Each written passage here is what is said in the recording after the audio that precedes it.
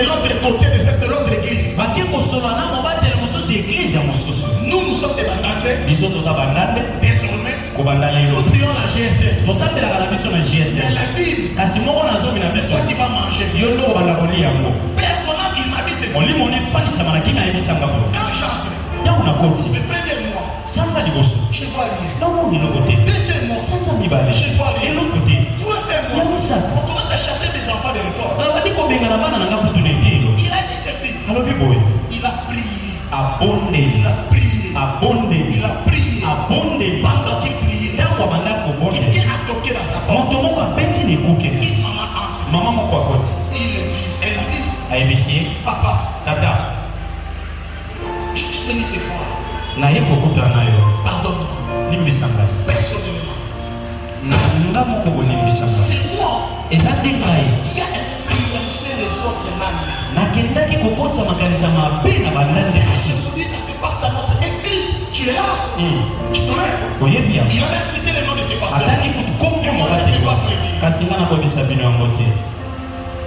C'est moi qui étais parmi les gens qui ont influencé les autres. Mais la nuit, Dieu m'a beaucoup parlé. Il m'a dit de te voir. Demander pardon. Sinon, l'épée sera sur ma famille. Le pasteur était étonné. Même si tu mets toi, tu as influencé les autres. Le pasteur a prié pour elle. 2 jours après, Dieu a raconté ces gens-là dans leur vie. Ils ont demandé pardon. Mais ce que j'ai aimé, pasteur, ces gens-là, comme ils avaient les possibilités, chacun d'eux a ramené au pasteur autant de mois qu'ils ont donné de l'autre côté.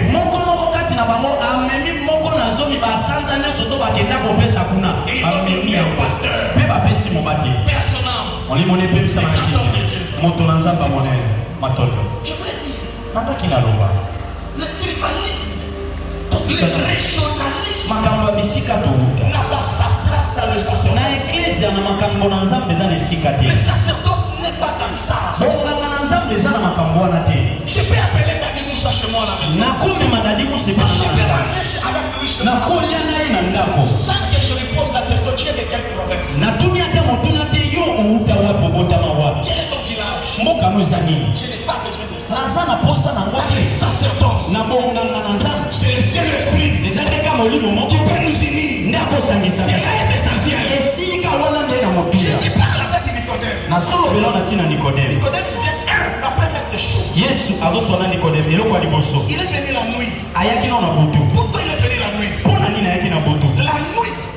Parce que la première hypothèse, il craignait ses amis pharisiens. Parce qu'avec Jésus, ça ne passait pas. Alors s'il parle la journée, c'est un homme influent. Les gens vont dire que Nicodème, il s'est répandu au christianisme. Il a trouvé le bon moment. De la nuit. Parce que Nicodème, c'est lui qui ne marche pas avec Jésus. Ils sont dans les ténèbres. Ils marchent la nuit. Ils volent la nuit. Ils mangent la nuit. Jésus est la lumière du monde. Celui qui n'est pas avec lui, il est dans les ténèbres. Les pharisiens, j'ai une mauvaise nouvelle de vous donner. Les pharisiens, ils étaient dans l'obscurité. Les sadducéens, ils étaient dans l'obscurité. C'est pour cela Nicodème a choisi la nuit. L'obscurité. Beaucoup ont choisi l'obscurité. Répétez après moi, l'obscurité. Beaucoup ont choisi l'obscurité dans leur vie. Ils ne peuvent pas avancer parce qu'ils sont dans l'obscurité. Celui qui travaille dans l'obscurité, la première des choses, il y aura la maladie. Parce que le ciel ne voit pas. La deuxième des choses, son cerveau ne sera pas en mesure de réfléchir. Parce qu'il y a l'obscurité. Quand tu marches, ntango ozotambola na molili tu trébuches en tout moment. okobanda kokweyaka na ntango nyonso. Tu vas commencer à errer à tout moment. okobanda kosietaka kokweyaka ntango nyonso. Pourquoi? Mpona nini? Tu vois pas là où tu pars. ozomona bisika ozokende. Mais Jésus, kasi yesu quand il était venu, ntango ayaki il était la lumière. azalaki pole ya moto. Il est venu éclairer. aye kongengisa Celui qui marche avec lui, moto azotambola na il yesu marche dans la lumière. azotambola na Il pole dort dans la lumière. azolala na pole azoteka na pole azosala mosala na pole azobondela na pole. J'ai dit à une personne nazabisa moto moko que tu as la lumière. oza na pole Ta vie sera éclairée. abongo nde kongengisama Ton œuvre sera éclairée. mbongo nde Ton kongengisama travail sera mosala éclairé. na yo ekongengisama Parce que tu travailles po tozosala avec la lumière. na pole. Amen. Il lui dit, ayebisi ye Rabbi, molakisi maître, molakisi Seigneur. kolo Dans d'autres versions, na elobeli on mosusu utilise le terme Seigneur. balobi na elobeli oyo ya nkolo. Écoutez maintenant. boyoka sikoyo Seigneur.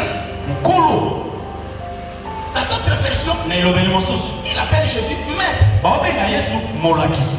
Mais Nicodème, kasi nikodeme lui-même était maître. ye mo azalaki molakisi. Mais en face de lui, kasi liboso na ye il a rencontré akutani na un grand maître. molakisi ya monene Nicodème, nikodeme.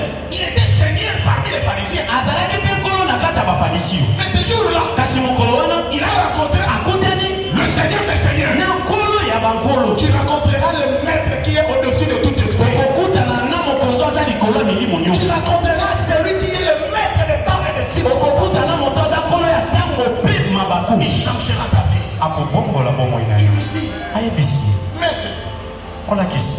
écoute, yoka écoute ce que Nicodème dit. yoka oyo nikodeme alobi. Nous savons que, toyebi ete ça c'est qui parle comme ça. awa nani azoloba Nikodeme. nikodeme. Nous savons que toyebi ete ce que tu fais, oyo yo ozosala ça vient de Dieu. yango euti nde mpa nzambe. Mais dans les gens Ah. c'est comme ça la vie. nde boye bomoi. Bandimaka yo na pembeni. amen. Yo toyebaka te. Dieu. Bandimaka yo na pembeni. na pembeni bandimaka yo.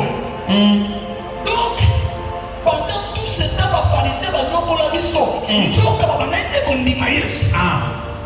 Et Nicodème a été réveillé par moi. nikodeme ayekoloba ngo na pole nyonso. Allez, maître, molakisi. nous savons que, biso toyebi ete cela veut dire, elingi koloba moi Nicodème, nga nikodeme et mes amis, na baninga na ngai nous savons que toyebi ete tu es un vrai, oza ya solo, tu es un oza sacrificateur motumbi qui vient du ciel. oti mpe kuna lola. Il y a des choses eza na biloko que tu fais. oyo ozosala On ne t'accepte pas dans ta présence. bazondima ote ntango oza wana Mais quand tu n'es pas là, kasi ntango oza te ils sont obligés de te bakotindika makaka na kondima ona makasi parce que mpo ete un bienfait eloko oyo basali malamu est difficile de le couvrir. babombaka yango te eza Parce pasi que ça va bouillonner en toi. ekopunzama na kati ya ntima na yo. C'est comme ça que je dis à une nde personne. bongo nayebisa moto moko Si on ne reconnaît pas les bienfaits soki bazoyeba bolamu te que tu as fait, oyo osalaka ne te dérange pas. komitungisa te Dieu les forcera. nzambe akotindika bango Et na makasi reconnaître ce que tu as. bayeba oyo ozosala. Mais il lui dit, ayebisi ye mais Jésus les regarde. yesu atali ye Il dit non, Nicodème, abi te nikodeme. il est un docteur de la loi.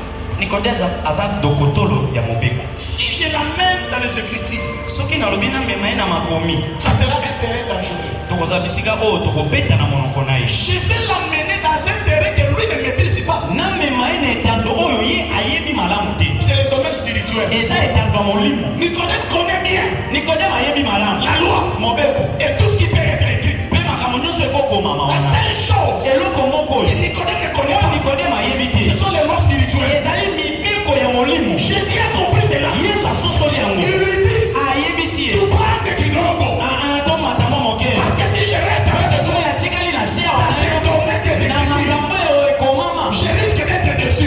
ekotutisa ngai na Je suka l'amène dans un autre terrain. namema ye bisika mosusu. Soki bato bazotonga yo, yo kotika na terrain wana te. Il faut que na bango na te. Omemi bango na terrain mosusu. On comprendre te. amen.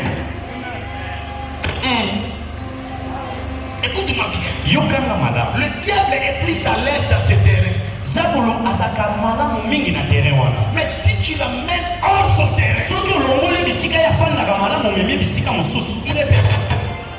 akoti mbulukisania. Vous savez, boyebi un serpent nyoka qui joue avec un aigle, oyo azosakana na bongo il met sa vie atie bomoi na ye na mbeba na pokoso makati. Un aigle Mpongo ne peut pas combattre avec les serpents. akobunda na nyoka na se boye te na mabe.